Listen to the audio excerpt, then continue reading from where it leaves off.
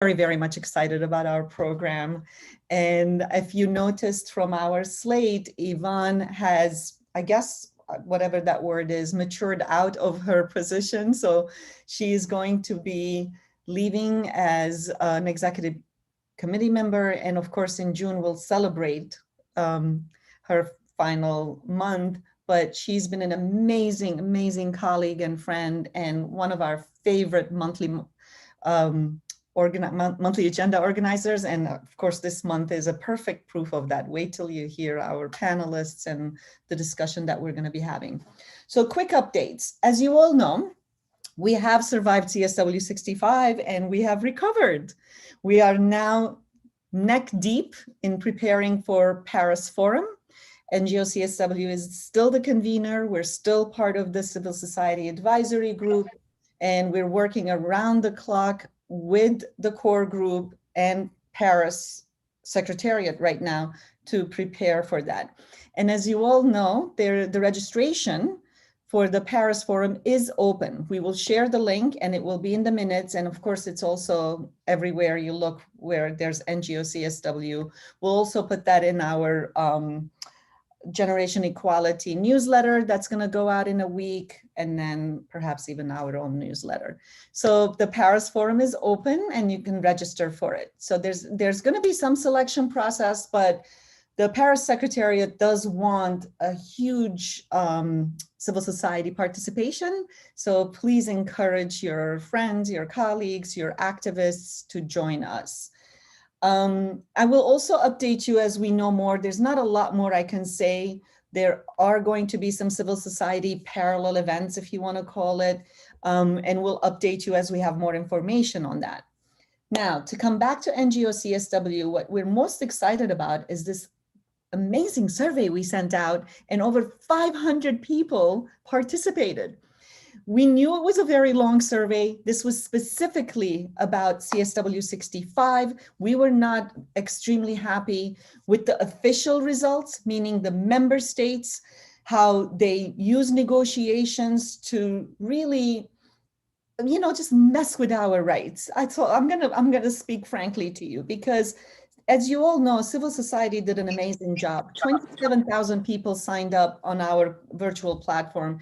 You all behaved not only beautifully, you organized amazing parallel events, conversations, and you networked. I mean, the emails that I've been getting, so thank you so much for everybody who's been sending us emails, thanking us for that organization, how we pulled it off. And we were very happy with that. But with all that work, with all that, gathering, we still could not influence the governments to come up with some serious, strong outcome documents. We're happy for the consensus. We're happy the chair of the Bureau, who happens to be the Armenian mission, and UN Women did their best at the end to at least have a consensus, but we're not happy with the way CSW works.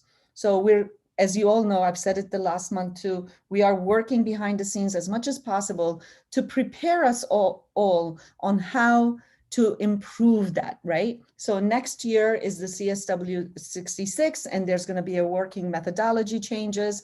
We're already met with the next chair of the Bureau, who's South African, and she's amazing. She's on board with civil society. She wants to help us. The survey results closed. We're going to share the results with all the members of Executive Committee and the Global Planning Committee. And then eventually you will all see the results too.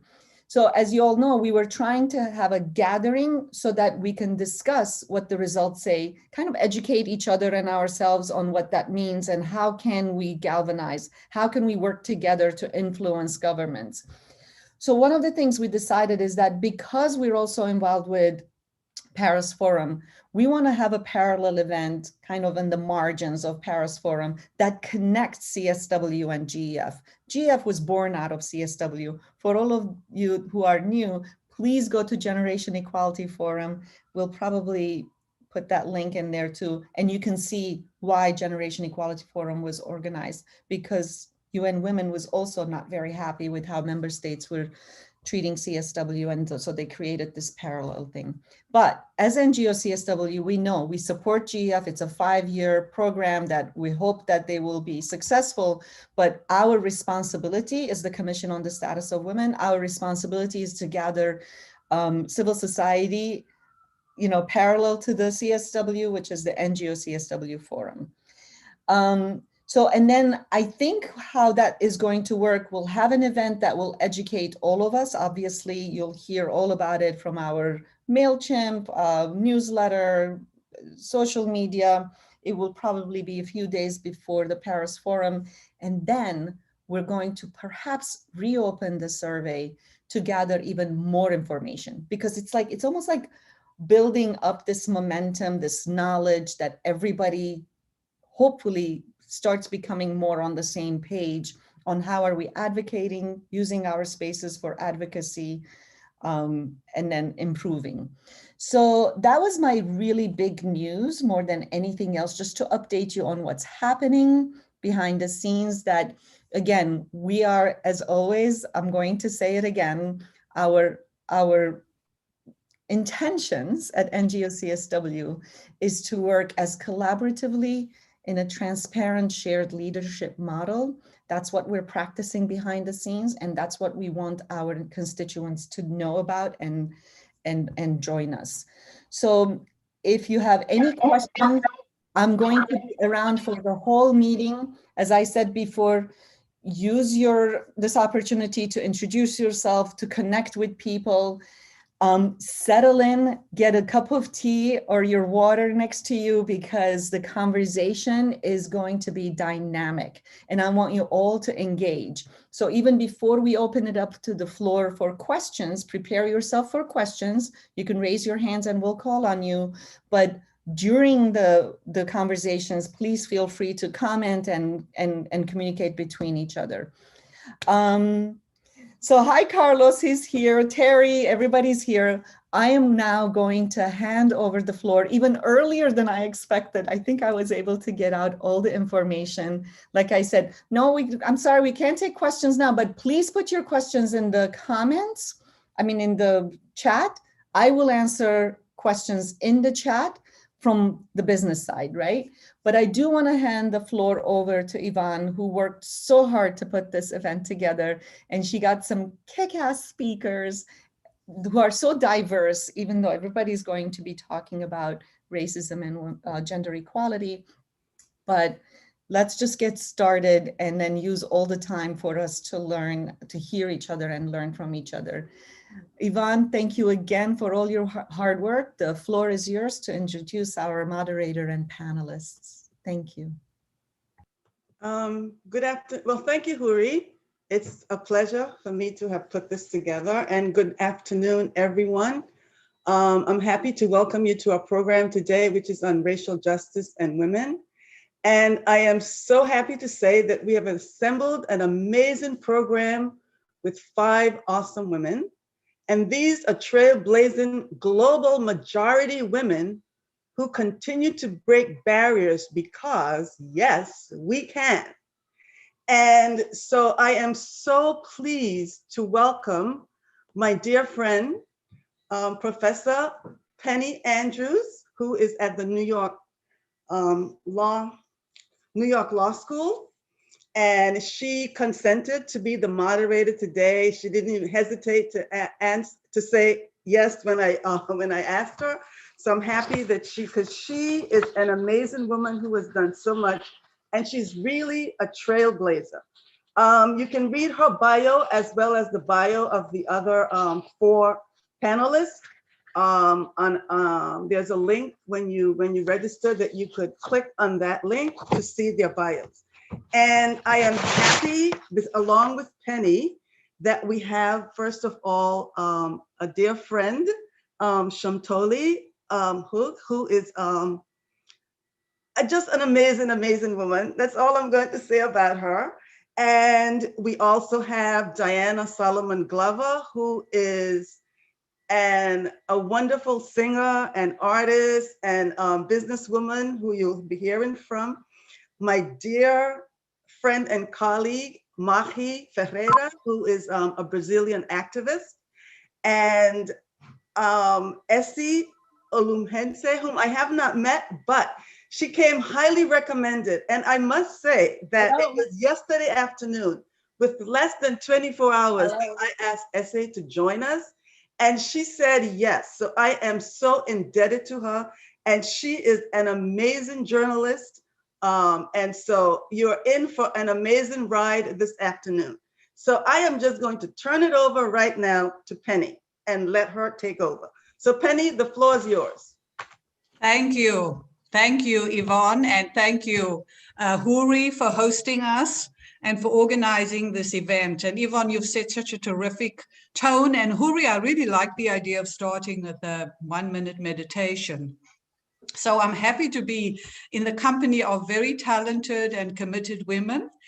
And also welcome everybody from around the world. What an exciting and engaging space to be in, and to discuss this really important topic, racial justice and women. This topic is particularly poignant now that we're sort of still dealing with the pandemic, coming out of the pandemic, because we're in such different places around the globe.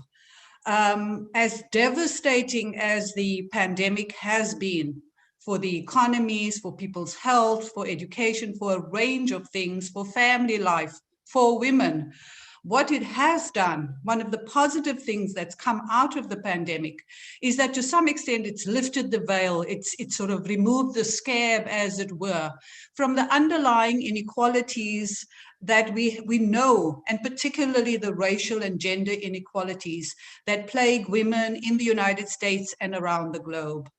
And as I've been thinking about this panel and the questions that I'd like to ask the panelists, I thought about particular words that come to mind during this time. These words came to my mind sort of as I've been thinking about these last 14 to 16 months and so on.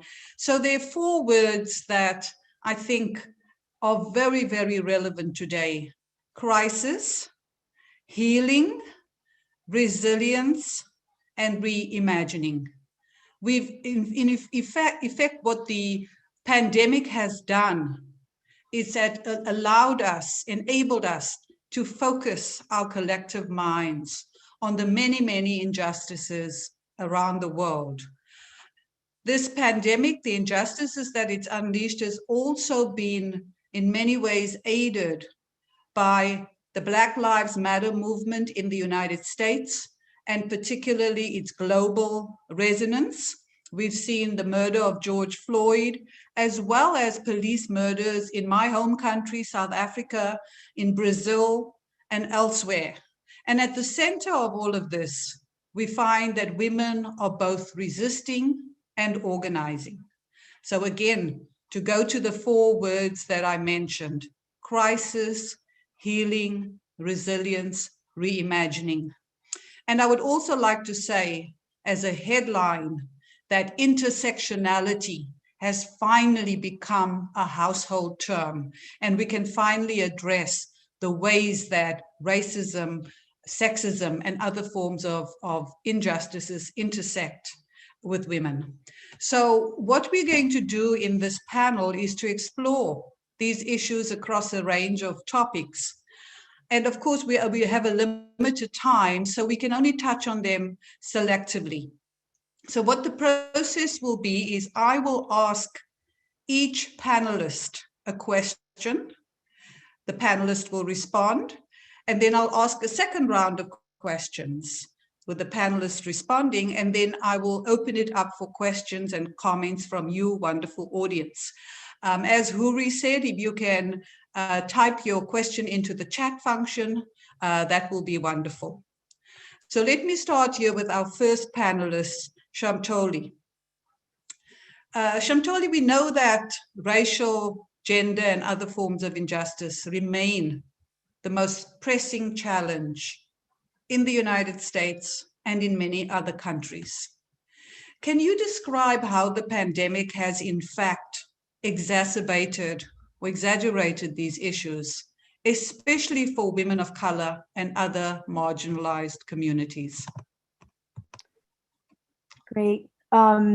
So thank you so much. I'm just really deeply honored to share this space with you on the sort of online virtual space. I want to first thank NGO CSW, Huri, and particularly Yvonne, who we are digital friends, but I could not have felt any closer to her because we have so many friends in common. And thank Penny for moderating. I think, Penny, you did a great job of really framing the issues and the impacts around sort of COVID and women of color. So what I wanted to do is sort of drill down a little bit more around the intersection of economic justice, because my area of work is around economic justice, both for low-waged immigrant and women of color in the United States, but also transnationally into South Asia. And one of the things that has been really apparent is how gender, and when I use the word gender, I'm using it really in an intersectional sense, has been invisibilized through COVID. And so particularly how women of color have been further, and working class women have been marginalized. This is true in the United States and around the globe. And the second half, I'll share some examples of that. But just to start my preliminary remarks and just like the framing of it. So, COVID sort of revealed, as you mentioned, like these inequalities in our society around employment, around health. And another area is around bodily autonomy. And I think this is really important. And here I'm using the term in its broadest sense. Bodily autonomy is a right to dignity in terms of living and wage, but also the full ability to have agency over one's body, one's life, free from state violence. So when you think about Breonna Taylor, when you think about Ma'Khia Bryant, not just women, but girls of color as well, and the lack of access of reproductive justice. So when we think about kind of a gender and racial justice lens, we really have to look at it in this broader way, is how are women able to realize their full bodily autonomy potential, right? And that goes to like the fourth point about reimagining. How can we reimagine some of these concepts? So also think about, you might remember the case of Dr. Susan Moore, who's a doctor herself, Black woman, who did not receive care and died. And so the ideas of like medical racism. So for me, economic justice isn't just about the workplace. It's just really about how do we enact laws and policies that allow individuals to fully be able to live a life with dignity.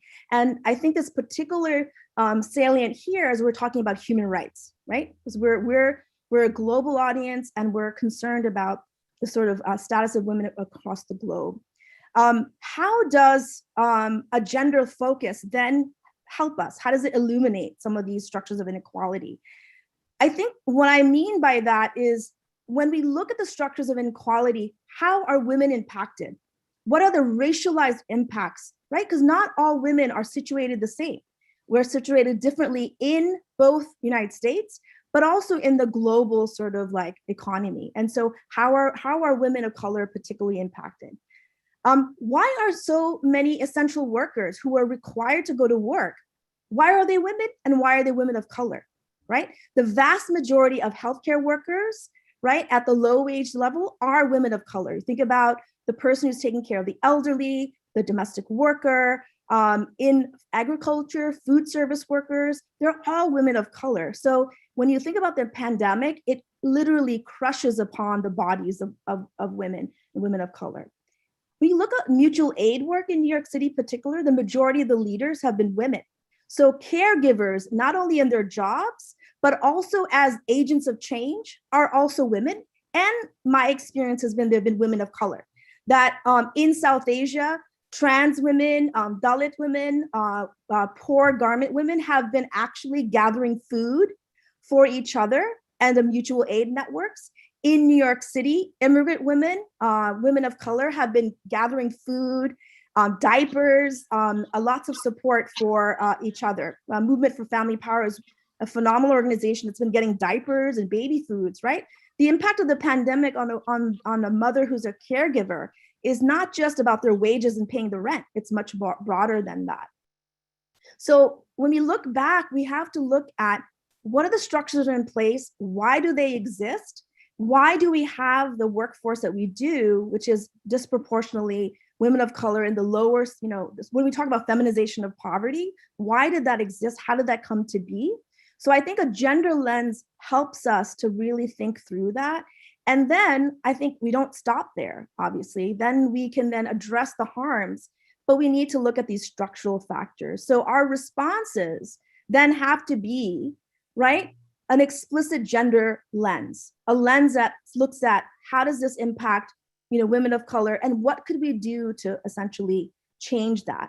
Again, as I mentioned, and I'll sort of end here because I know we're going to have different rounds. As I mentioned, women are impacted differently. So Black women in the United States, and also you'll hear from my co-panelists across the globe, because of white supremacy and anti-Black racism, are particularly subject to state violence, medical racism, and in terms of economic justice, sort of on all vectors, right, of like what you would look for as standards of like where we are at. We see how much white supremacy is actually sort of fueling that. So for me, as someone, even if I'm working on South Asia and around garment workers, I also see, for example, how Dalits are sort of, or indigenous women in South Asia are again at the lowest rung, right? And that's also because of white supremacy, because we look at the colorism in terms of society. So I think I just want to end in terms of I really appreciate this panel, because I guess what we need to do is sharpen our focus on the racial justice piece, and more specifically around anti-Black racism, because it actually hurts all women across the world. And particularly when you look at in South Asia and garment workers, when you look at colorism and you have workers who are talking about, why am I being exploited? It's probably because I'm darker, right? So you see how the racism actually manifests differently globally, but it's very much present. So I'm just going to end there. Just I think we need to sharpen our sort of analysis around sort of how does anti-Black racism figure into our work, even where we think it doesn't exist. Thank you, Shantali. And I wonder if I could just 2 quick points in response that maybe you would like to think about in the next round of questioning. The first is, thank you for further framing the issue and ensuring that we do all of this through a gender lens. But I wonder if I could also, as a second point, add to the list for you. You mentioned public violence against women. I wonder if we could also, as part of our discussion later on, focus on private violence, because the statistics has shown that women have disproportionately suffered in their private spaces during this pandemic. So I think as we talk about public violence, we should also factor in private violence, where in some societies this has been exacerbated. So thank you for your thoughtful comments. So just shifting a little bit, but still in line with our theme, I want to go to Diana now. And Diana, all aspects of life, as you know, have been impacted by the pandemic, as I mentioned earlier, including in health, education, employment, housing, and so on. But one very important area of our lives, namely culture and the arts, have been affected too. So my question to you is, what has been the greatest impact of the pandemic on culture and arts, and especially for artists of color who have continued to make advances over the past few years, and particularly for women artists of color?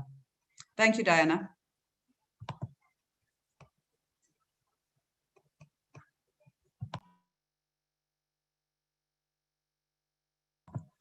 Diana, are you there?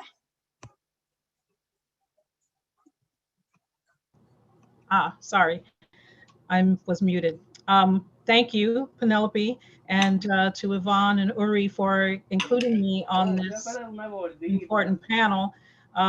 It is an honor to be included among such women warriors for justice and also for recognizing the importance of the arts as a tool for advocacy.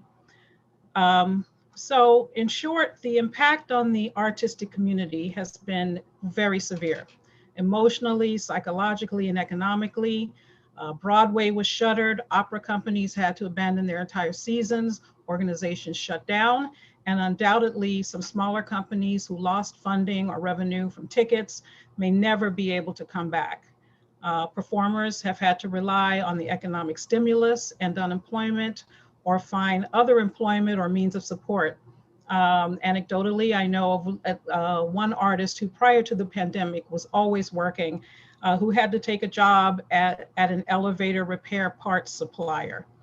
So artists have been displaced and had to find ways of sustaining themselves in other areas.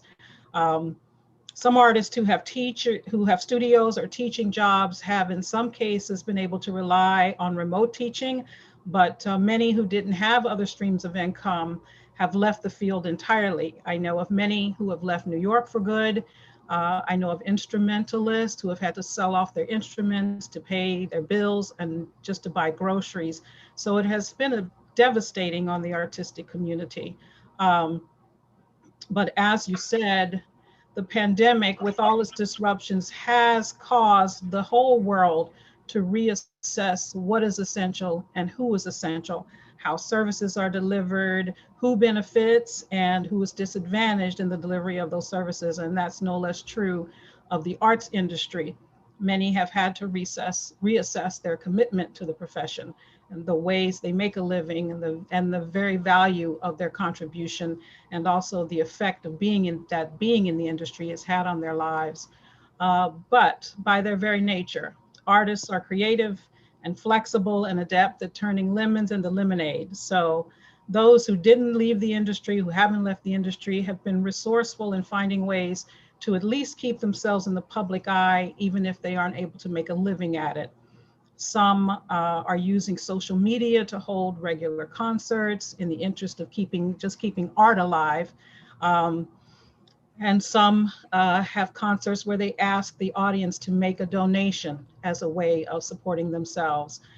There have been pop-up concerts, people setting up impromptu on street corners or in their driveways or on terraces, singing and playing. There's an organization called Black Opera Alliance that has been holding regular panels where they interview well-known African-American artists in the field and introduce newcomers in the hopes that when the industry opens up, these artists will be front of mind. For my opera, which I will get to talk about later, our director, Beth Greenberg, had the brilliant idea to extract excerpts from the opera and relate them to the current social and political climate, so that my opera is about the life of Fannie Lou Hamer, and I'll tell you more about her later.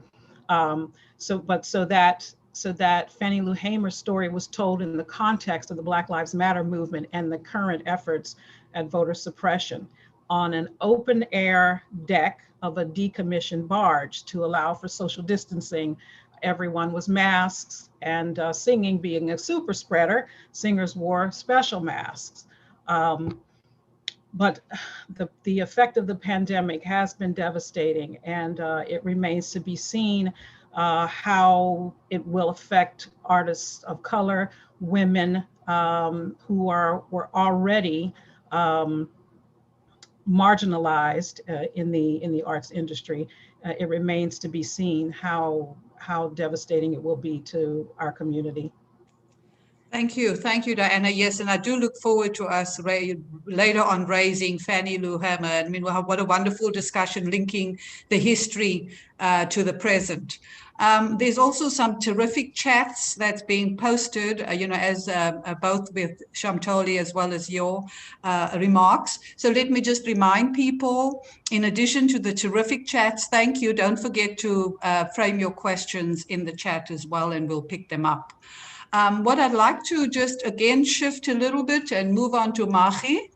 Machi, the coronavirus pandemic has devastated our world, as we know, but so too has the virus of racism. As I mentioned earlier, from the killings of George Floyd in the United States to the police killings in South Africa, Brazil, and elsewhere, young people have been rallying against racial and social injustice. So we know, for example, that young Black and brown women in particular have taken leadership in Black Lives Matter and other social justice movements. So Machi, in your view, is this an indication of radical change from earlier times where men took the lead? And how do you see this change influencing social movements as we move forward and beyond the pandemic? Thank you, Penelope, for the question. First, good morning, good evening, good night. I think it depends on where you are based at this moment. It's an honor to be part of this so important conversation with so many amazing women. Thank you, NGO CSW, Judy, and Yvonne for the invite. I believe actually that Black women have always been leaders and agents of change around the world, include Black young women. Decades before we were able to see the recent protests and actions against social injustice, but they did not have the work recognized as it should be. And as an example of the work of Black women fighting for gender and racial justice, I can mention the Quilombos in Brazil, where I'm from. The Quilombos are self-sustainable and revolutionary communities that represent Black resistance, memory, and a community of Black Brazilians. And they were created by Black people who were kidnapped from Africa and brought to Brazil in the 17th century. And internationally, when most people think or speak about the Quilombos, they mention Zumbi dos Palmares, but there are so many Black women that led movements, led Quilombos in their communities, like Dandara dos Palmares, through liberation. Dandara was a warrior. She was an expert in political organization, and she had so much knowledge about culture and how to take care of people. But I believe that what happens is that in activism spaces, academic or non-academic institutions, Black women are usually, they have historically fought to break this invisibilization of their political work as agents of change, and to overcome this exclusion that happens due to both racism and sexism. I believe that Black women's voices and experience in their multiple identities should be centered all the time. I do believe that when we center the experiences of the people who are most affected by different forms of oppression, we are able to address the issues that impact everyone else. So as we talk here about centering Black women's leadership, it's also important to look at what Black women have been doing in the Global South, to go beyond what the mainstream media is telling us and interrogate their lives, their joy, their culture, their fight from their own perspective. Like when we interrogate Black women in Colombia, we are able to see how they have been historically organizing to protect their land and their territories against displacement. Much of my work is with international solidarity, and I believe that is something that works in both ways. Like in Brazil, we say the names of Breonna Taylor, we say the names of Sandra Bland, we say the names of George Floyd, as you mentioned. And I believe that it's important that when we march here, we say the names of the Black women, of the Black people who are there in the Global South, who are also being victims of violence as well, and are facing all those gender inequalities that have been perfectly said here by my colleagues. We should say the names of Cláudia da Silva Ferreira, who was a 38-year-old Black woman in Brazil who left her house just to buy bread for her 4 kids and never came back because she was shot by the police and was dragged by a police car for over 300 meters, that is 1,000 feet. We should say the name of Agatha Felix, an 8-year-old Black girl who was the 50th young child killed by the police in the favelas of Rio de Janeiro, Brazil in 2019. So when we interrogate feminism, Black feminisms around the globe, we are really able to amplify resistance and organizing and see that there is not just one form of resistance, that Black women are resisting and getting organized across the diaspora in so many different ways in a long, long time. and that we can learn from each other. I loved what Chantal said in the beginning, that racism manifests differently, but it's the same system impacting the lives of Black women around the world.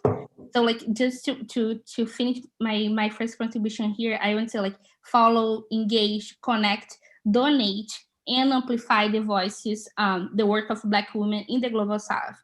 I think this is the change in social movements that I would like to see moving forward. Thank you, Mahi. And I really, really agree with you about the need to include the voices and the names of women from the Global South. I mean, the good thing about Black Lives Matter has meant that the issue of police violence, for example, became not just an American issue, but a global issue.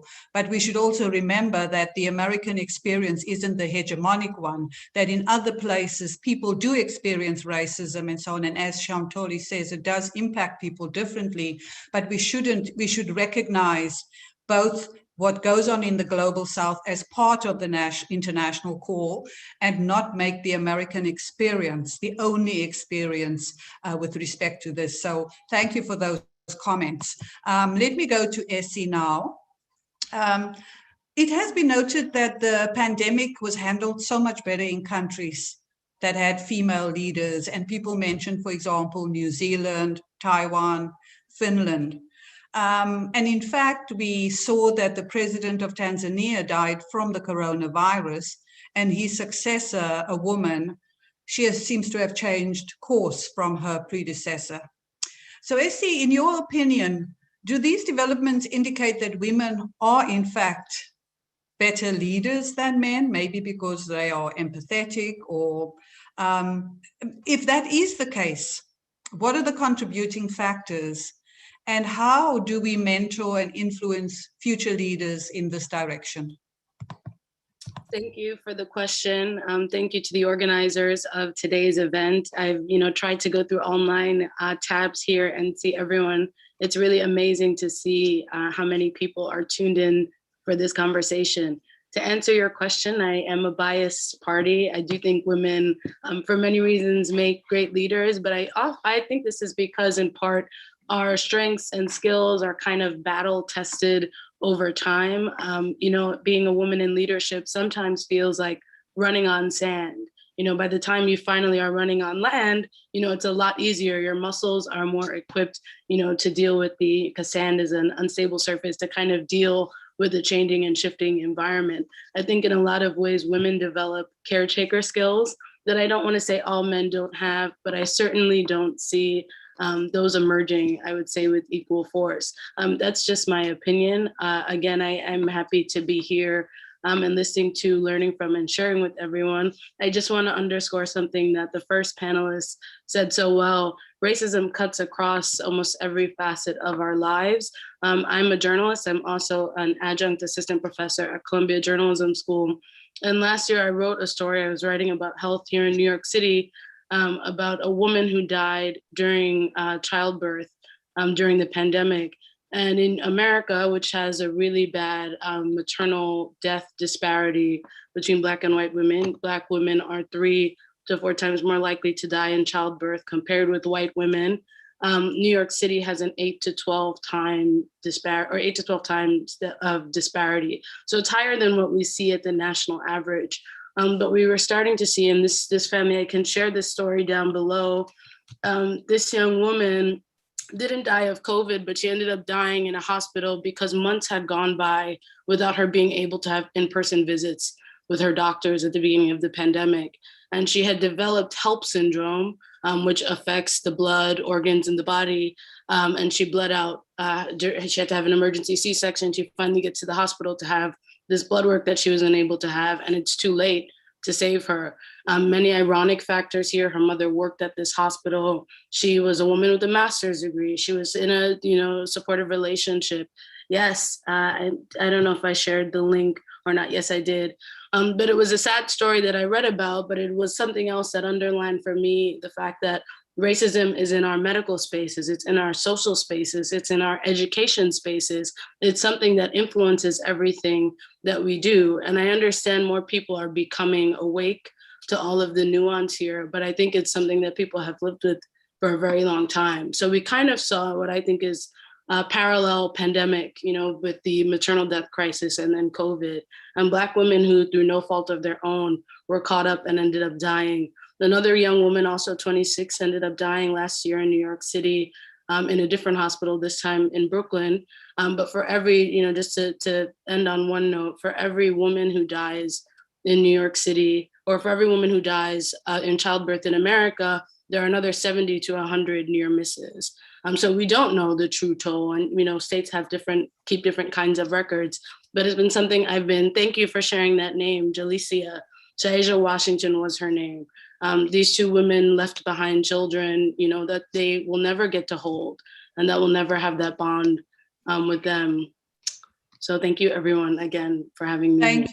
Thank you, Essie. And you sort of reminded me of the way that this crisis and the disparities between Black women and white women with respect to maternity issues, health issues, and so on is really a serious issue in the United States.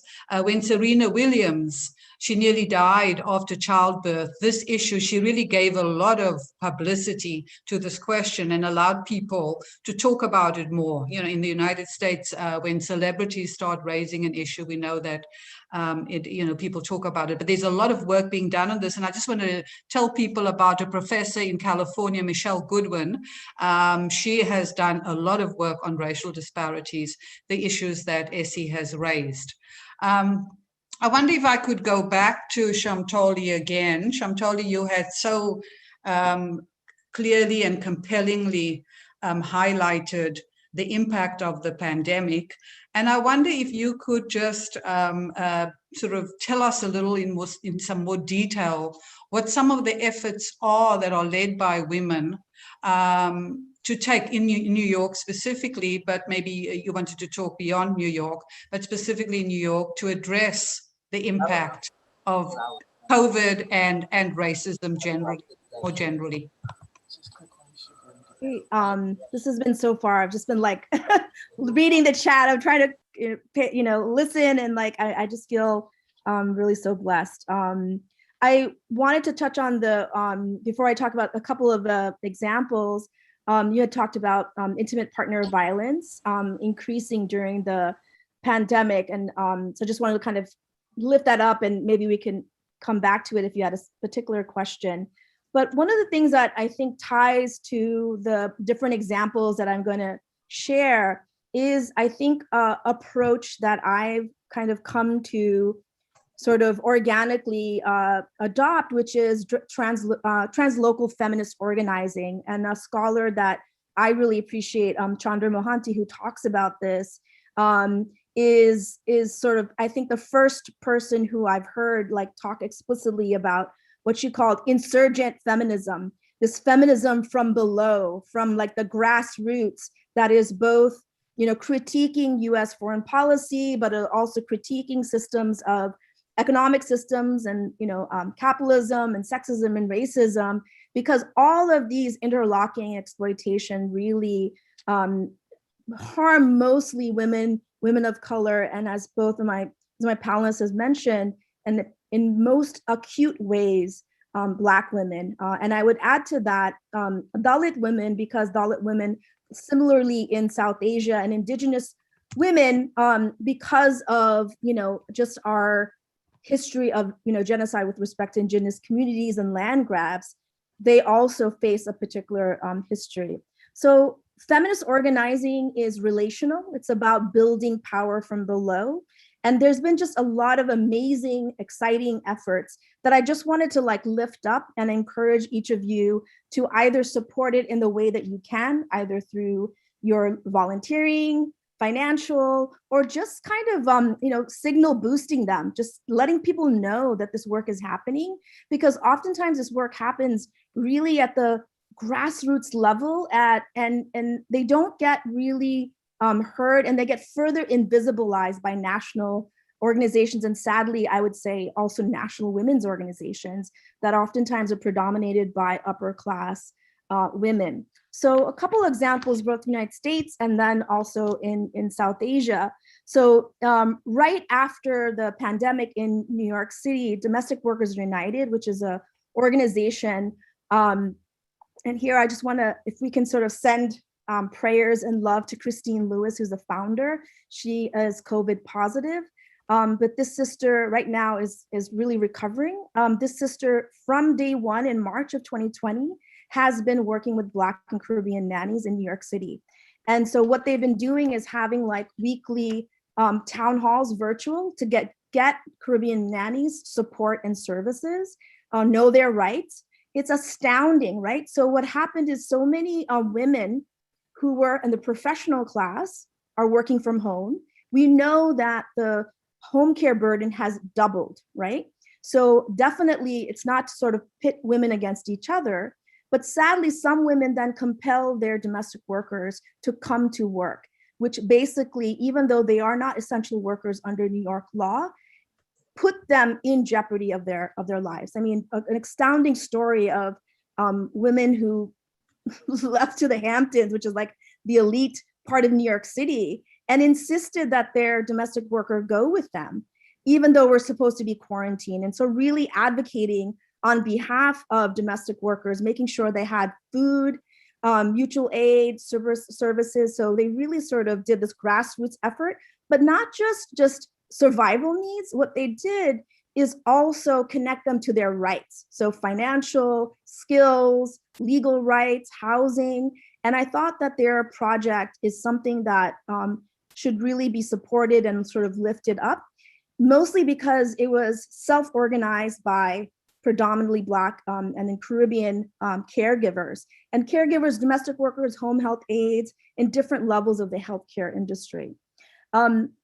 One of the things we also realized, just a group of friends who were doing mutual aid work, is how women of color were excluded from the pandemic relief and the money.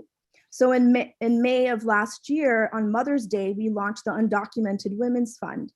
This was started by my sister, who organizes every year, Sister in Solidarity, the March 8th International Women's Day, Jimena Bustamante. So I want to lift up their names because these are grassroots organizers who you probably are not going to read about because they don't have the time to write like fancy law review articles that like I'm supposed to write now as like a tenure track professor. But Jimena created this mutual aid fund for undocumented women because they were excluded from the pandemic recovery, but not just giving them cash grants. So we raised some sum of money, but again, sort of like the Domestic Workers United, connected them to other mutual aid efforts. And we worked with other mutual aid organizers. So this was really kind of interlocking networks of women organizers who were working throughout the city, and then connecting the Undocumented Women's Fund, to those services. And I can share more, and I'll put in the link. It's not a C3, it's just a unincorporated, collective, autonomous organizing. And that poses a lot of challenges. And we can talk about how grassroots feminist organizing always gets confronted with all these legal barriers. Outside of the United States, you may recall that global brands, so if you look at the color of what you wear, it's probably made in Bangladesh or probably made in Vietnam, Ethiopia, or in the global South, mostly by women. And global brands basically cancel their orders. So you had millions and millions of garment workers throughout the supply chain, essentially without a job, without income, and then therefore unable to really support their families. And so there's a wonderful campaign called Paying Up, which is to kind of challenge these global brands and say, no, you have to actually, you can't cancel these orders. And in fact, women produce garments for the rest of the world. So you need to pay them a living wage. So it was not just, it was sort of both defensive, harm reductive, and it was also imagining, kind of going back to Penny's point about, I really love the 4 kind of themes of like healing and resilience. So on one level, it's just protection. People need food, people need housing, but imagining something different. And I think that these projects did that. The last project I wanted to mention in South Asia was organizing by trans women and sex workers Because one of the things that happened during the pandemic, and it occurred also in the United States, is that at least in South Asia, sex workers and trans women oftentimes rely on entertainment. So this, the cultural practices that's very unique to South Asia as a way of income generation. So when there was a quarantine and there was no sort of money coming in, there was no contact, right? That, for survival, a lot of trans women weren't able to actually earn income.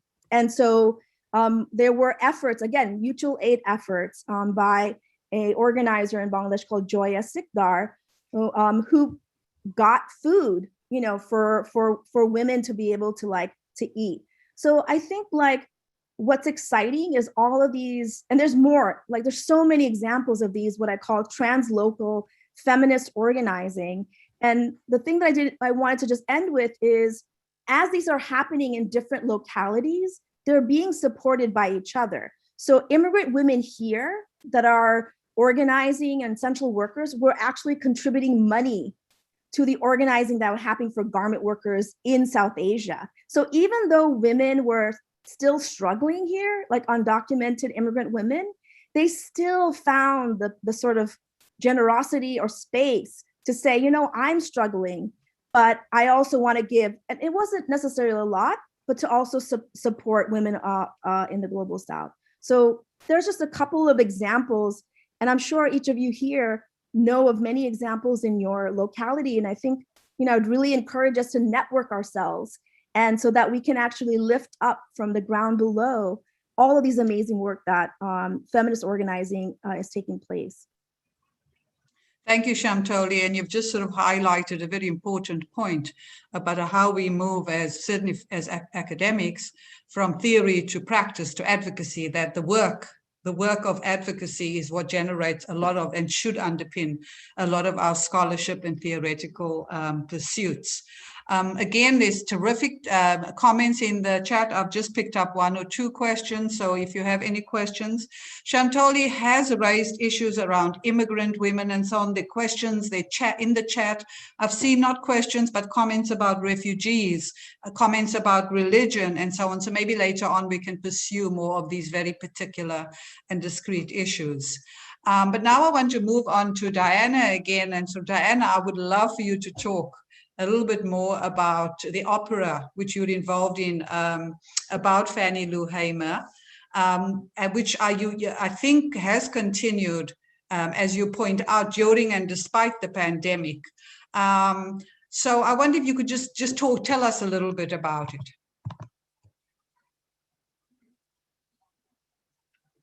You're still muted. Yes, okay. Certainly, yes. So in 2018, composer Lee Chandler Carter and I were commissioned by Opera for All Voices to write an opera about 1960s civil rights activist Fannie Lou Hamer, who now is rightly referred to as the mother of the movement. I wrote the libretto for the opera, which is due to premiere at the Santa Fe Opera sometime in 2023. And I know we have an international audience, so many of you may not be familiar with her or know her name, but if you have ever heard the phrase, "I'm sick and tired of being sick and tired," that's Fannie Lou Hamer. She was the youngest of 20 children born in 1917 into a family of sharecroppers, which is just slavery by a different name, because under that system, the landowner allowed families to work a plot of land in exchange for a share of the crop. But at the end of the season, there was never anything left over for the family. And in fact, in most cases, family ended up indebted to the landowner, which ensured they were never free to leave. And like many children of sharecroppers, Fannie Lou was forced to leave school very early because she was needed to bring more money and food to the family. But before she left school, she learned to read and write and count some. And these abilities did not go unnoticed by the landowner, who eventually used her to manage the other workers and to keep his books, which naturally cast her in a leadership role. But life went on like that, suffering the daily indignities of being a poor, Black, barely educated woman in rural Mississippi, a world designed to keep her subjugated. And when Shamtuli talked about medical racism and violence, Mrs. Hamer was the victim of the practice of forced sterilization, which was so common at the time. It was nicknamed the Mississippi appendectomy. Be that as it may, she had a spark that could not be extinguished. And one day, well into her 40s, mind you, she was invited to attend a meeting about voter suppression, voter registration, actually. And up until then, she didn't even know, she was not aware that she even had the right to vote. And that wasn't an unusual thing for Black people in Mississippi at that time. They didn't know they had the right. But from that moment on, she dedicated herself to securing first-class citizenship for every Black Mississippian. And she put her body in harm's way to secure that right. She was threatened and shot at and run out of town. And when that didn't stop her, she was jailed and beaten so badly that she never fully recovered from it.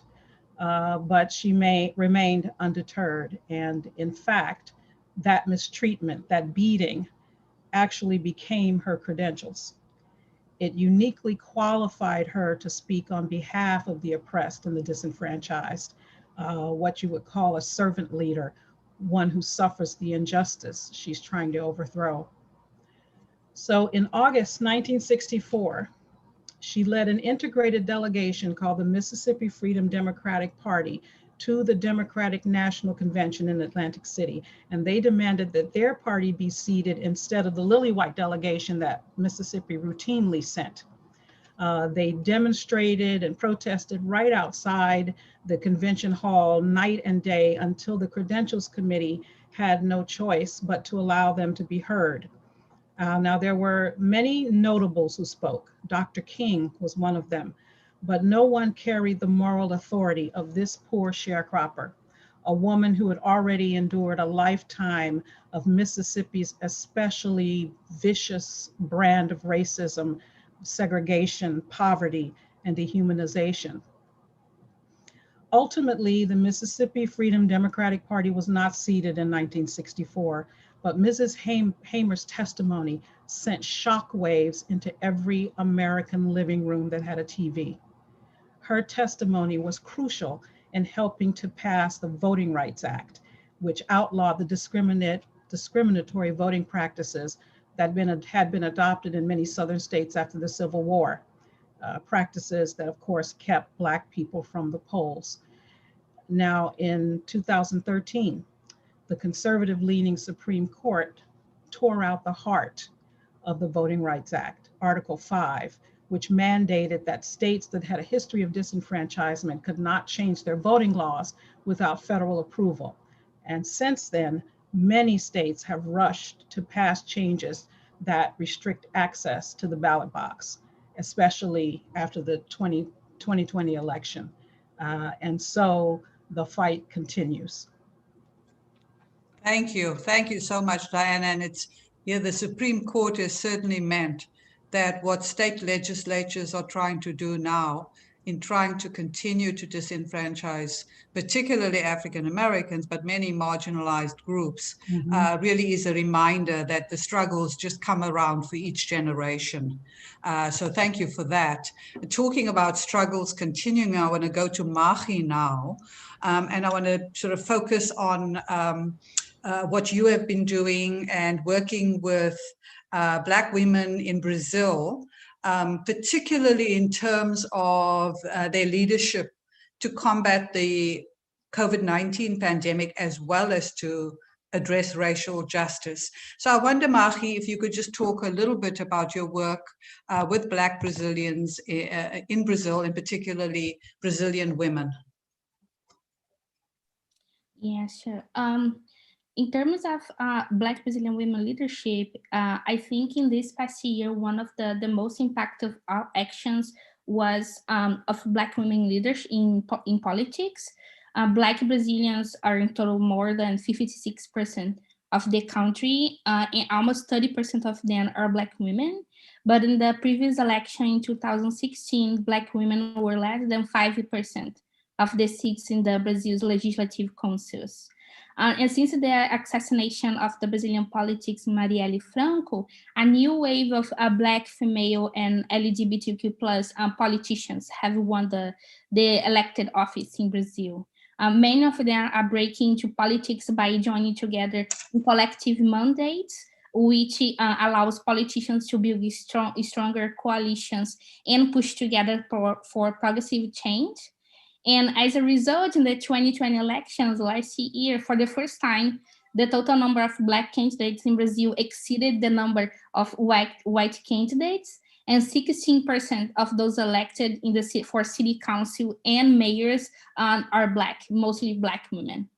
And now, yes, the debate is still for more political representation, but also for campaign resources and political visibility for future elections, especially because now many of those people are the ones who are fighting to address gender and racial disparities in Brazil that Black Brazilians have faced during the pandemic.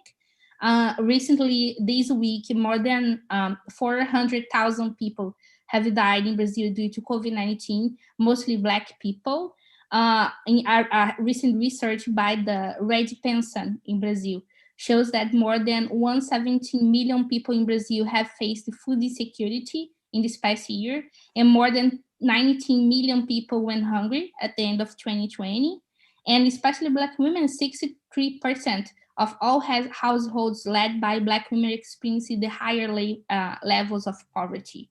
And Black women are also the ones that have most suffered moral harassment during the pandemic.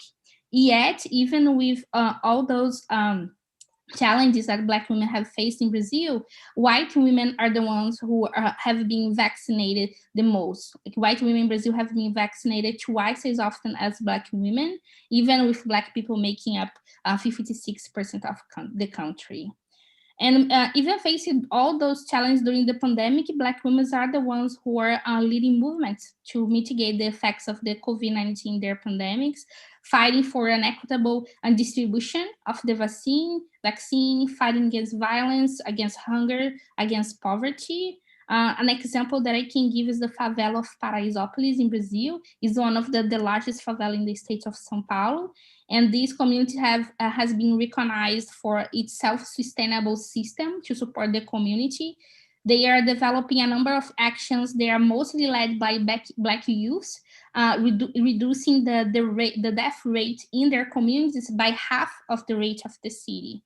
And they have been doing that by electing what they call streets presidents. There are a number of volunteers who would be monitoring about 50 families each and reporting the needs of the communities for a major group.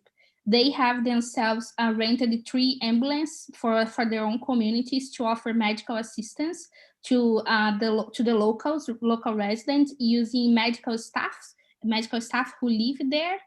And for those who cannot isolate themselves at home, they are sent to 2 schools buildings that were transformed into shelters. And the community also created 2 community kitchens in the favela, where they distribute up to 10,000 kitchen boxes and food baskets for residents. I could say a lot more about Paraisópolis, but I want to mention that Black women, Black youths are mobilizing around the clock in Brazil to mitigate the effects of the pandemic, because there is not a strong national plan in Brazil to contain the pandemic and to address all the impacts of the pandemic in Black and Indigenous communities, especially in Black women. And to say more about my work here in the US, I am the co-founder of Quilombo Collective. That is a collective that develops advocacy and international solidarity actions focused on human rights, gender issues, and gender equality and racial justice. We are the first collective of Black Brazilian women in the US. And for those who don't know, the US alone is home to the largest Brazilian population outside of Brazil, with more than 1.2 million Brazilians living here, almost the size of the state of Delaware. And although Brazilians, immigrants are a really diverse group as they are in Brazil, it's estimated that 14% of them experience severe poverty. And many of them work here to send money to their families in Brazil, as Chantoli also pointed out. So in my work with Quilombo Collective, we are dedicated to center the experiences and perspective of Black Brazilians in the international scenario, especially Black women and girls in their multiple identities, connecting with other Black women's movement in the African diaspora, and supporting our own community of immigrants who recently were really impacted by the COVID-19 pandemic. For example, in this past year, we have developed a number of professional development workshops for immigrants. We created an emergency fund to support Brazilian immigrants in New York City. There are the two states with more than half of the Brazilian population who were laid off during the pandemic or who were facing mental health issues. So we also provided free therapy sessions in Portuguese. And we also developed two booklets that reached over 1,000 Brazilian immigrants in the two states to spread information about public service and job opportunities during the COVID-19 pandemic and break this language barrier that many immigrants face and do not have access of the information. They are mostly in English or in Spanish, and because in Brazil we speak Portuguese, that is something that we often address too. Thank you, Marie. You really just point out how important the diaspora is for solidarity, not just with those from the mother country in the, in a place like the United States, but also I know from South Africa, there's lots of exchanges and solidarity work between Black women in South Africa and Brazil and so on. So very, very important work, and maybe we'll be able to come back to those. I just want to sort of give the last question to Essie and build on, Essie, you had last year reported quite a lot on the health disparities that you saw. So I wonder if you could just sort of comment on some of those, and also just generally the depiction of racial justice movements in the media. I mean, you're right there in the center in the media. I wonder if you could comment on those, on the issue of the way that the media portrays racial justice movements generally, and then also the way that the media sort of portrays the questions of health disparities within the United States. Penny, I love that question, and I am dying that Essie lost Wi-Fi and she dropped off. I'm like so mad right now because your question is what I'm interested in so much, and I'm like, no. So I told her to try to reconnect, and I guess she's trying, but not here yet. And I keep searching for. We'll maybe I'll put Huri. Maybe I'll put the question sort of aside until she's able to join us. But I wonder, before we go to the question, I wonder if I could just say that again to just wrap up this beautiful mosaic of women's lives that we've just seen here, and to go to the sort of the four words I mentioned: crisis, healing, resilience, reimagining. So we've sort of looked from Chantoli's first comments, through Marie, through Diana and Essie, about women's place, whether it's struggling in the workplace, whether it's in the public sphere, protesting and so on, whether it's taking the country through an opera of an iconic Black female warrior and so on. It really does reflect, as I said, this mosaic of women's life, the resiliency of women and so on. To go again to the word crisis, healing, resilience, reimagining. So I wonder if we could sort of now think about some questions. And I know that there was the first question that I had for Essie, but I don't think that she can answer it yet. It's a very specific question about her experience at Columbia University. So I don't know if Yvonne, if you or Huri have seen any questions. I haven't seen any specific questions, but I wonder if anybody, Marie, Diana, or Chantoli, wanted to comment on this question of religion. There were quite a few comments in the chat about the way that religion can either liberate or oppress women. So I don't know if any of you have any sort of thoughts on that. I wonder if we wanted to start maybe this time, Diana, do we want to start with you and then move on to Chantoli and then Marie? Yes, so Definitely, religion played and spirituality played a huge role in the civil rights movement. The Black church, when people could not gather in other places, the Black church was the place where information was disseminated, where people more or less felt safe before they began bombing churches. But people more or less felt safe to congregate and to discuss and strategize. So the Black church played a huge role in the success of the civil rights movement.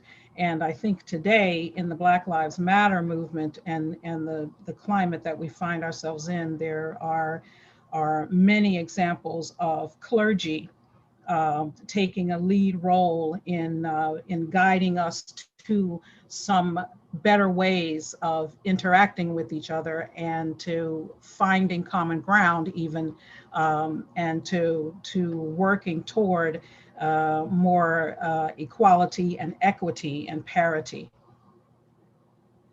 Thank you. Thank you. Shamtoli? Was the religion question specific or just generally? Just generally sort of raising. Well, one questioner, for example, mentioned both religious and indigenous women in Pakistan and Bangladesh. That was part of the subset of questions. Right. So I guess when I think about sort of religion or faith or spirituality, I think it sort of broadly, and like any ideas, right? Religion is expression of like one type of idea. It's going to be subject and it's not immune to patriarchy. And so I think that there's been at least, since we're on the heels of Ramadan and as someone, I often get asked, as a Muslim woman, like, oh, doesn't Islam sort of subjugate you? Why are you identify as a Muslim woman? I think about there are, just as sort of, Diana mentioned about the Black church, there are aspects within all faith that have a liberatory aspect. And there are aspects that, of course, the sort of powers that be are going to kind of suppress it. When we look at sort of Islam sort of globally, and we think also the history of Islam in the United States, that some of the early Muslims were actually unfree, enslaved persons that were actually denied their ability to express their faith practices. And you saw this really interesting combinations throughout the Black diaspora. And I would love to hear, Mary's thought about like how these sort of merged in certain parts of the globe. But other than the three Abrahamic, which we always focus on, there are other faith traditions that women draw enormous amount of strength from. So I guess like it would be, to me, I look at it through the lens of like, whose interests are at play and why would we want to take away sort of spirituality from women, because many women organize around that, particularly in Bangladesh, garment workers, if you see going to work and then they'll leave with the full niqab, which is the full covering. And so sometimes I would say, oh, sister, you're going to work and you're working in a garment factory. And then why are you wearing this full niqab and like, which is the full covering on just showing the eyes? And she'll say, well, it's actually for safety, for sexual harassment. So it has nothing to do always all this time for religion. Sometimes it is deeply about religion. So I think it's a really important conversation. So I don't want to give short thrift to it, because I think that for me, you go where people are at. And I grew up where spirituality was very much deeply embedded in the lives of women that I know. My grandmother, who I lost in March, was one of the early women to start a girls' school in the rural village that my family comes from. She was also deeply religious. She didn't cover her hair, but she was deeply religious. So I think like for me, I guess I have a different vantage point on that. And I'm happy to elaborate. I think it's a really interesting and complex conversation that maybe that could be another panel, but I think that sometimes, we dismiss it. And I think by doing that, we really alienate a lot of working class women who find spirituality or say, oh, that's because they're not educated. They're actually very thoughtful about how faith impacts their lives. So I just think that we should just be a little bit more open and meet where people were at and be open to learn, as well. And just anyway, I'll just end there. Yes, the word, Shamtoli, is humility. We must approach these issues with some humility. Yeah, Mahi. I agree with Shantoli. That is like conversation for another panel. I just wanna say that in Brazil, Afro-Brazilian religions play a really important role in keeping the memory of Afro-Brazilians. So for many decades, Afro-Brazilian religions were criminalized, and Black people, especially Black women, could not exercise their religion like freely.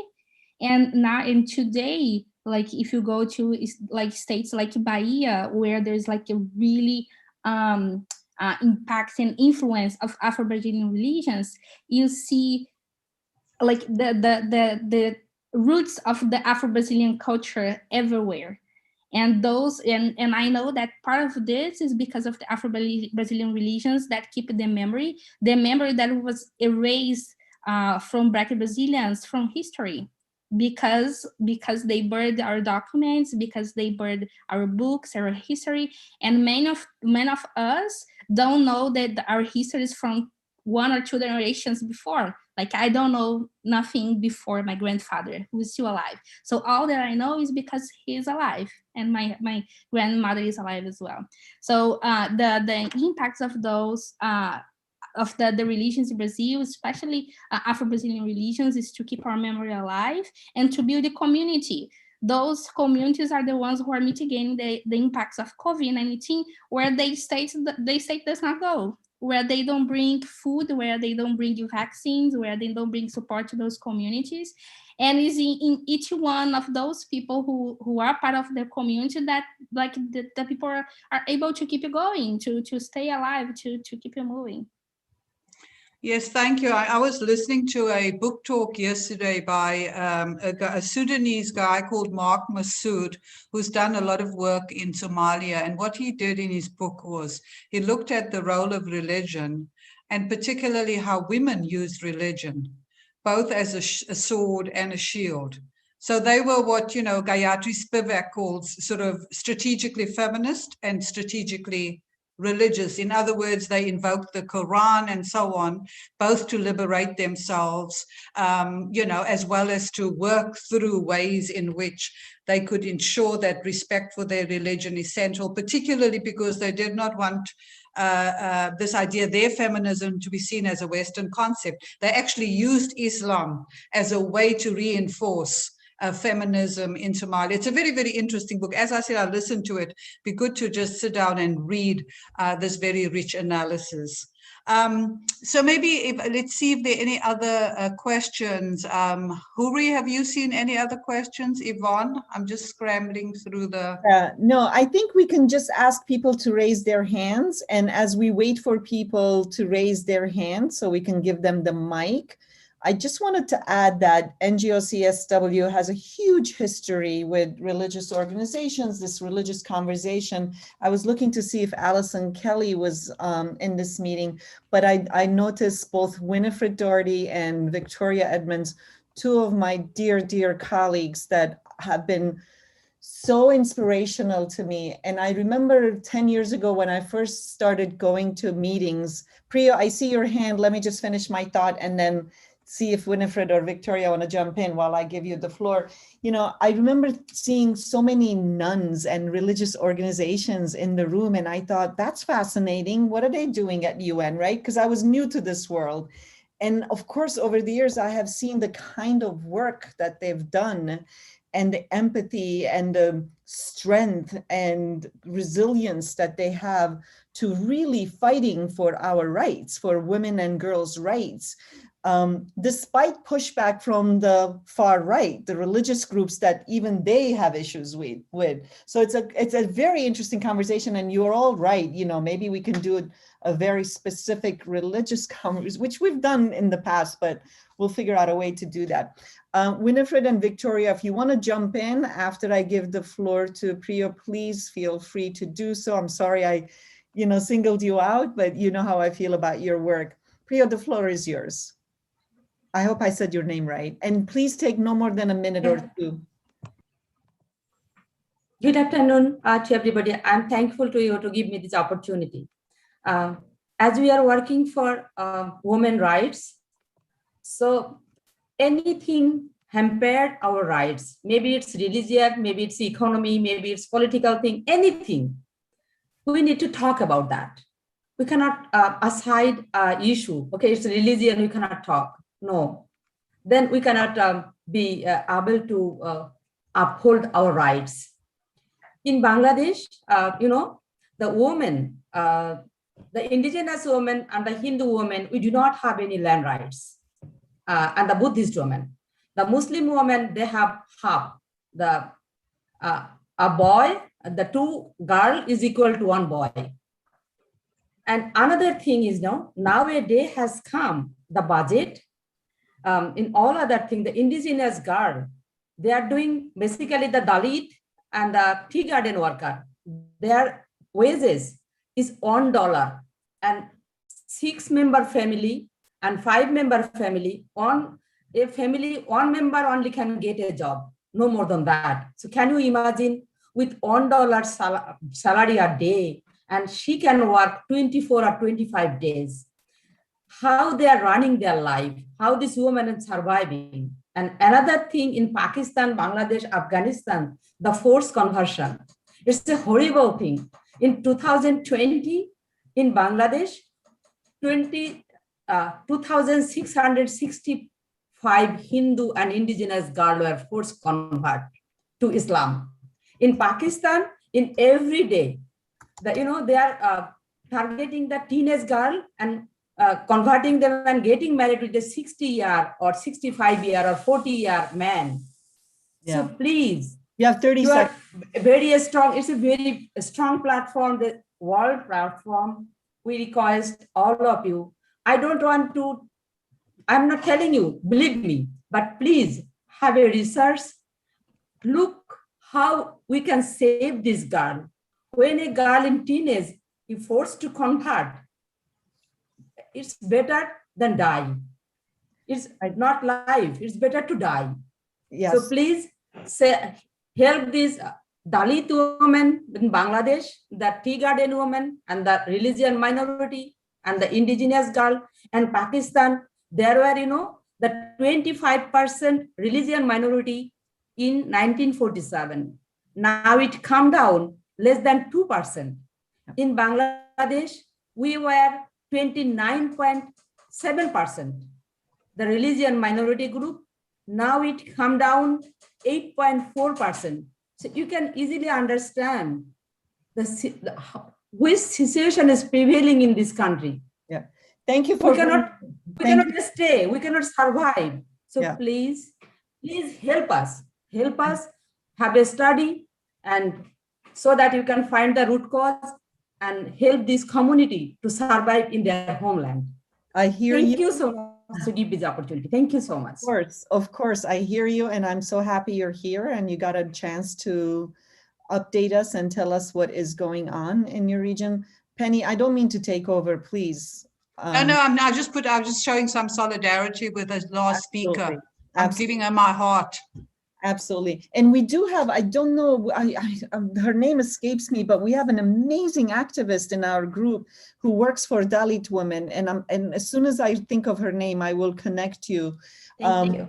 I know these issues, luckily or thankfully, are being more and more brought to the global stage, and people are learning more about it. And I agree with you how you opened up your conversation about that we need to bring this up. I mean, it's really bringing light to all of these marginalized communities, you know, and that's the purpose. And of course, today's is on racism, right? But we have all kinds of issues to discuss. I know that Allison apparently is not here, but I can give the floor. I've been messaging privately with Donna Bollinger, sorry, who does this work. Hi, Donna, good to see you. Do you want to just update us on what you do? Because I think the key here is, Donna, if you can bring up the pushback from certain religious groups and how you all use it to push right back. Well, thank you. It's so nice to see you all and to be here. Allison and I work together in the joint ecumenical United Nations office of our representative groups. And I know a number of you were actually at the annual symposium we do every year. This past year in January, the focus was on gender justice and related issues. But I think someone said this, and Jorge, I know you and I have talked about this. One of the biggest struggles, I think, for those of us in the faith community who are very active in UN work is the opposite viewpoint from voices of faith. So we understand that there are lots of voices of faith that come from a different perspective than we do, even within our own faith tradition. And those are more of the conservative voices that, well, they just approach the issues quite differently. So that's one of our internal struggles, if you will.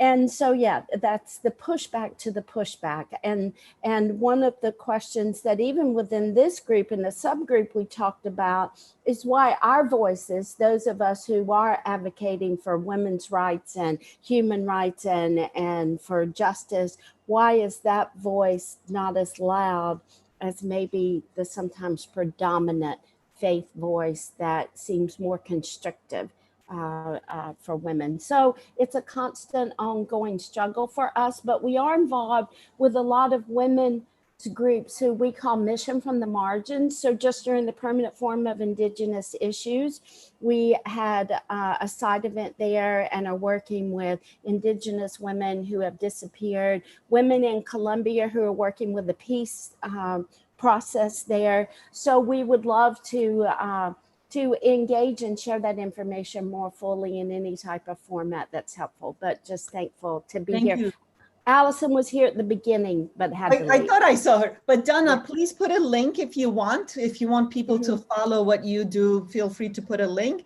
And I see Winifred's hand, so I'm gonna give the floor to Winifred. She knows how. Thank you very much to everybody, and especially the panelists for this tremendous hour and a half of discussion and insight.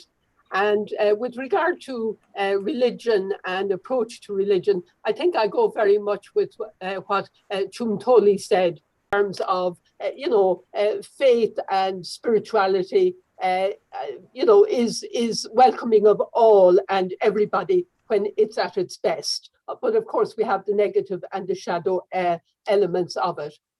My second point goes to you, Huri, saying about the numbers of sisters who might be representing their organizations at the United Nations. And I am one of those that really try to hang in with the women's group in its many and varied aspects, because it's very important for us to be informed of what's happening.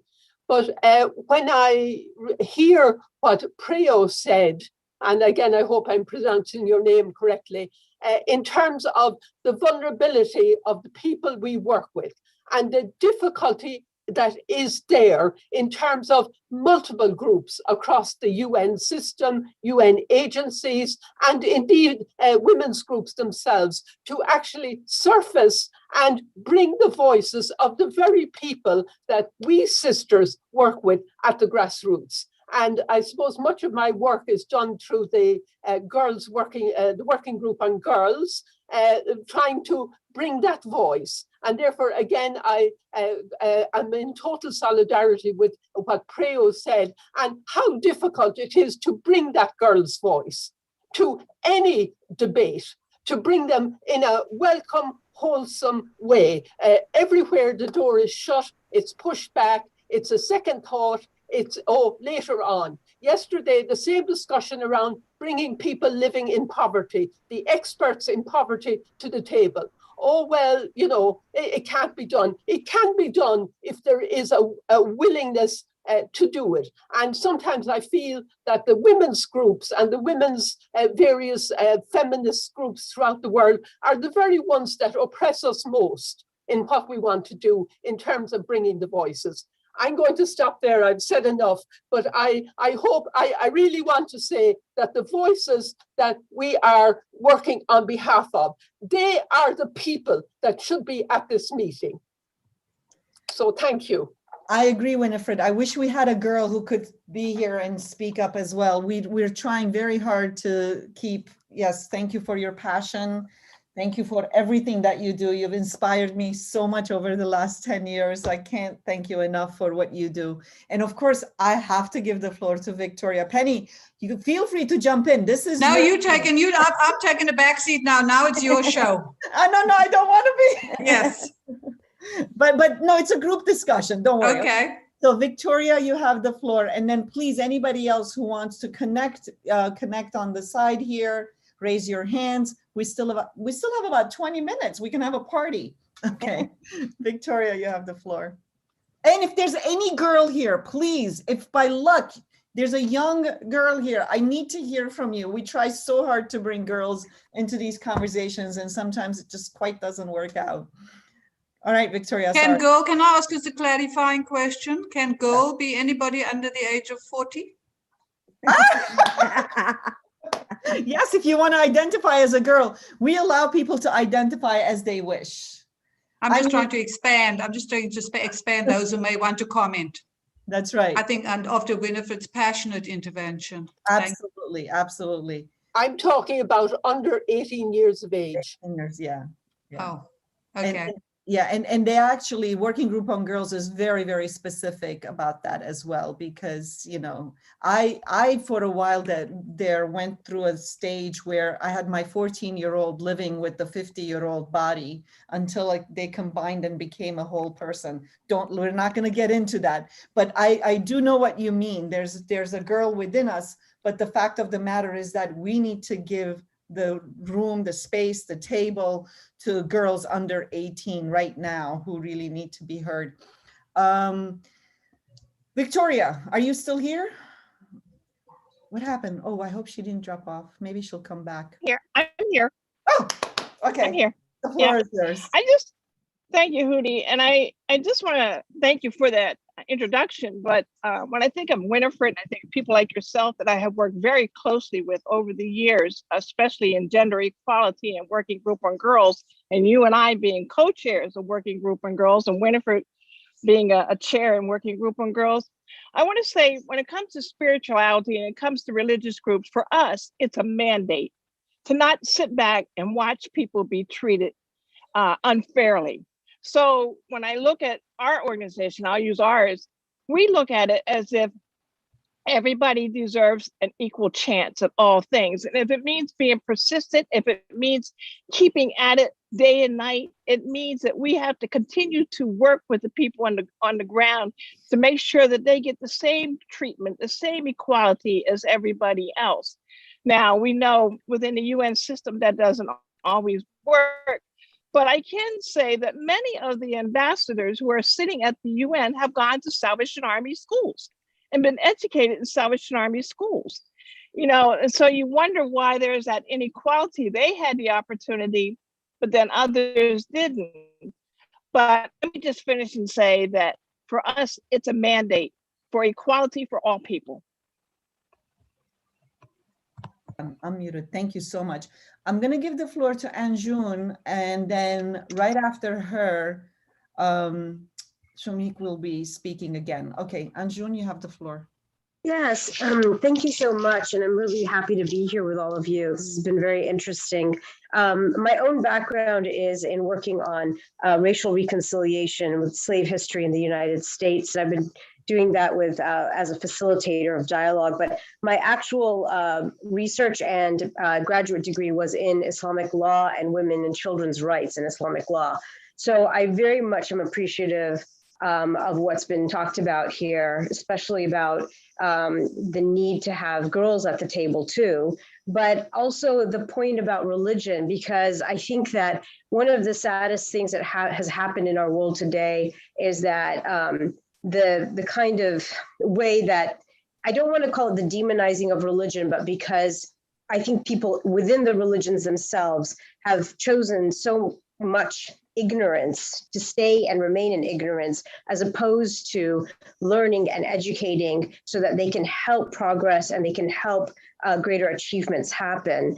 And one of the saddest things for a lot of us Muslim women who end up researching and studying the faith is knowing full well the historical background of liberation that Islam brought, but that you cannot barely but find remnants of it today in any of the Muslim countries. And that's a real tragedy. And now you see all of the horrific things that happen to Muslim girls. So Muslim girls and women. So I think that there's a lot to be said for the piece on education from the lowest levels to the highest, because even the most educated people are very unaware of what a lot of these religious background informations are. So I just wanted to share that. Thank you. Absolutely. And again, there's so much to dive into with what you said about how religion is used to demonize. But I want Shantali to take the floor again, because she mentioned something that, yeah, caste and racism. The floor is yours. Yeah, I'm just listening and loving like the comments. I just wanted to kind of maybe bring back the conversation to racism, and to really kind of also like lift up what Priya had mentioned, but to also like contextualize it a bit more. So no doubt that the issues that have been occurring definitely happen to religious minorities across the world. And I think Mary talked about the criminalization of sort of African religions in the Black diaspora and what have you. But I just wanted to talk specifically about caste, right? And so caste discrimination is a particular form, an expression of also racism and white supremacy. And so when I mentioned earlier in my talk that like racism manifests differently in the geographies, but when you look at actually the transatlantic slave trade, and I'm not gonna try to even feign the work that it seems like Amjun has been doing around slavery. When slavery ended in the sort of the Western hemisphere, remember, at the same time, the rise of indentured servitude also occurred. So when we look at the history of transatlantic slave trade, we saw that there was an intentionality of segregating sort of Black women, Black work, like labor, unfreed labor, and then kind of just above, it was sort of brown. And I think folks talked about tea women. My research has been about tea workers, and Dalit women were brought throughout the subcontinent. So caste discrimination is not unique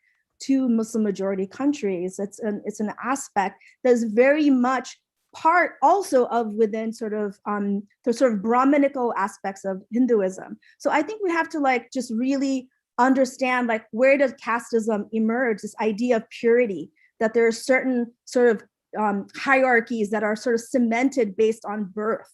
And so while there's a lot of critique of Wilkerson's book on caste and race, and I share those critiques, meaning you can find similarities, but they're not the same, right? Like, for example, I'm a non-Black woman of color. I all of my formative sort of learning is through Black radical feminism. Like my first book I got a hold of was Angela Davis, right? And so it could be formative, but I don't know the Black experience as a woman of color. So I can both see a resonance, but at the same time know that it's applied differentially.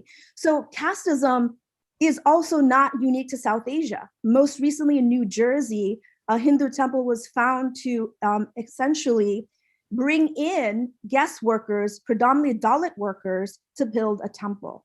And this is one of the largest forced labor case that's being litigated by a dear friend of mine in New Jersey. So we have to, in California, in Silicon Valley, although Indian Americans have risen up in certain economic status, we see the persistence of caste. So caste in many ways sort of functions similarly in the way that structural racism also operates to deny opportunities to Black folks. So I guess I would just encourage us to kind of like, as we're thinking about the specificities of our experiences in our localities, that we sort of also step back and to sort of see how they might be similar, but how they're different, but also just to kind of not,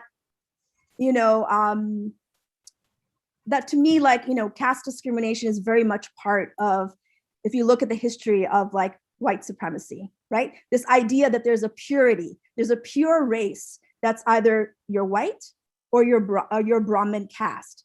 And so everybody else, right? We're the impure race. This one drop rule, all of these ideologies of eugenics are embedded. So when we look at sort of racism, we have to look at it globally. And we have to kind of unpack it, and it might be uncomfortable, and really sort of do our respective work on it. So I guess it's sort of like making the connection of caste and race and saying that there are resonances, but to be cautious not to collapse the specificities as being the same. Yeah.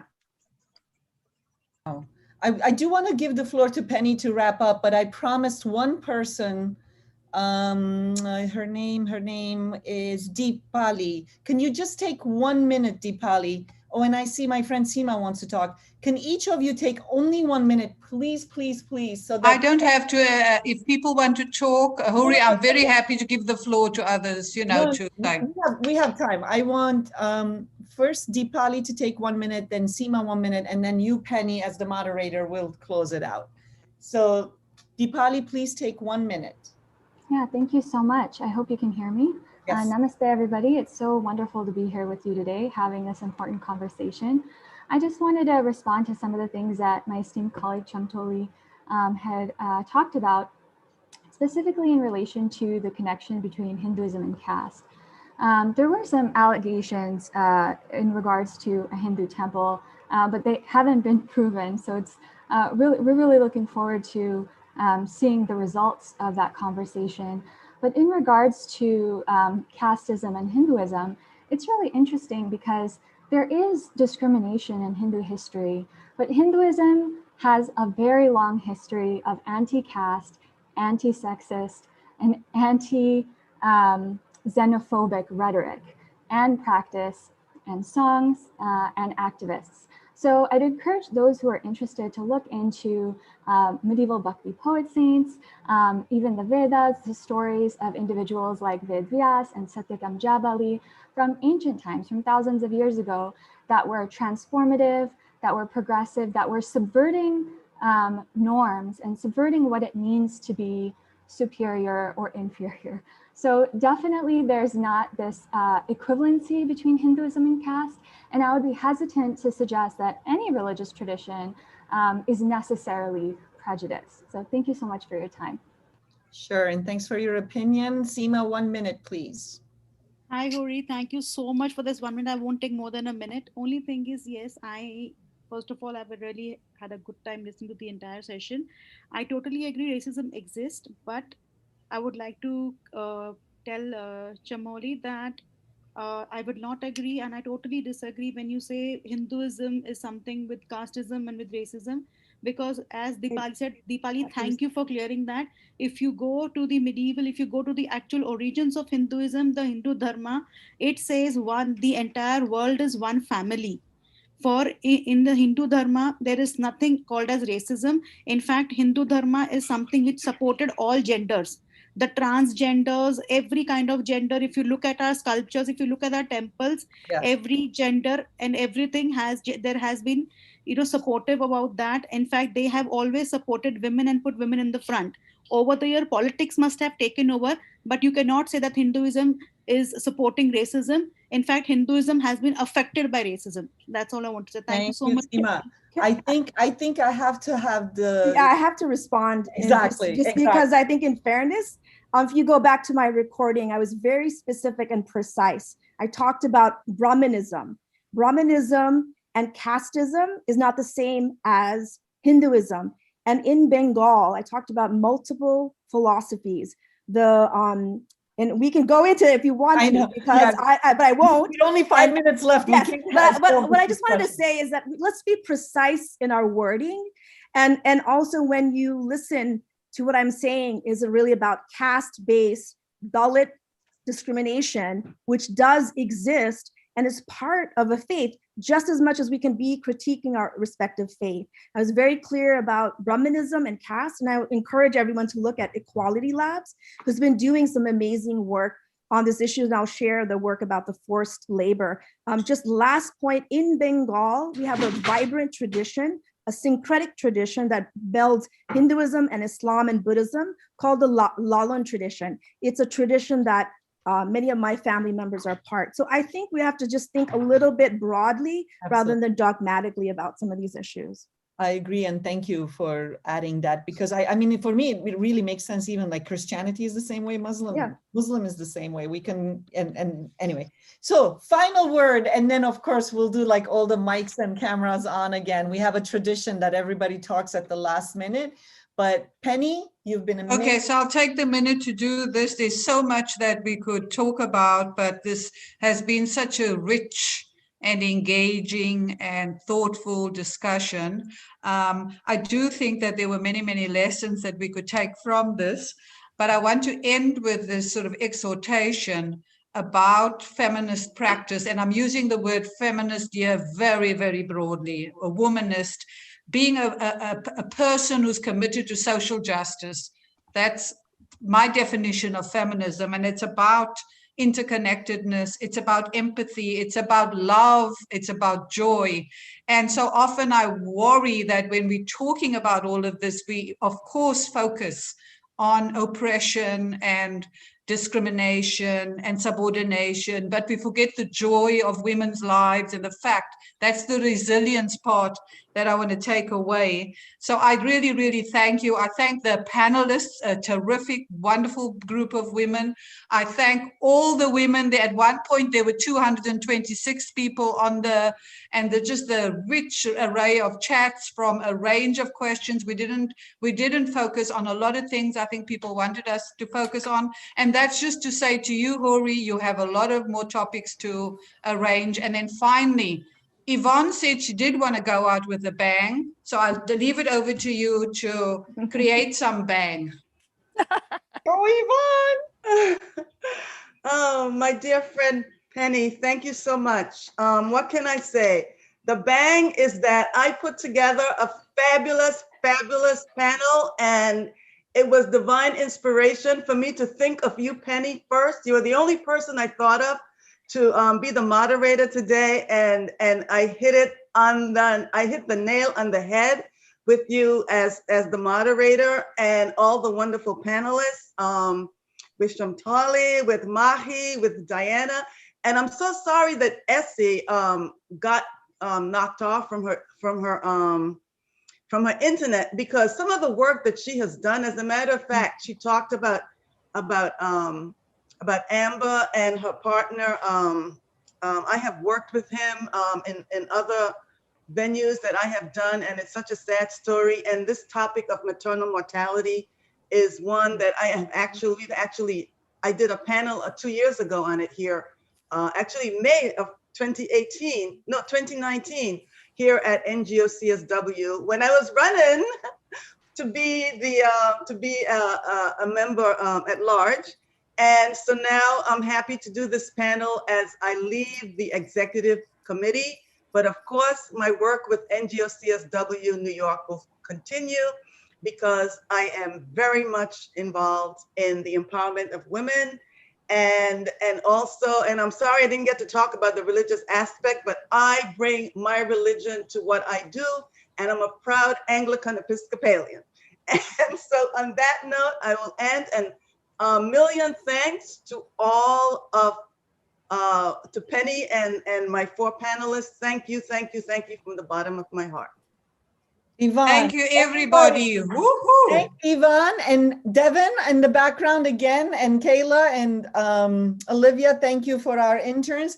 Everybody, you know the routine. If this is not your first time, turn on your cameras and your mics and let's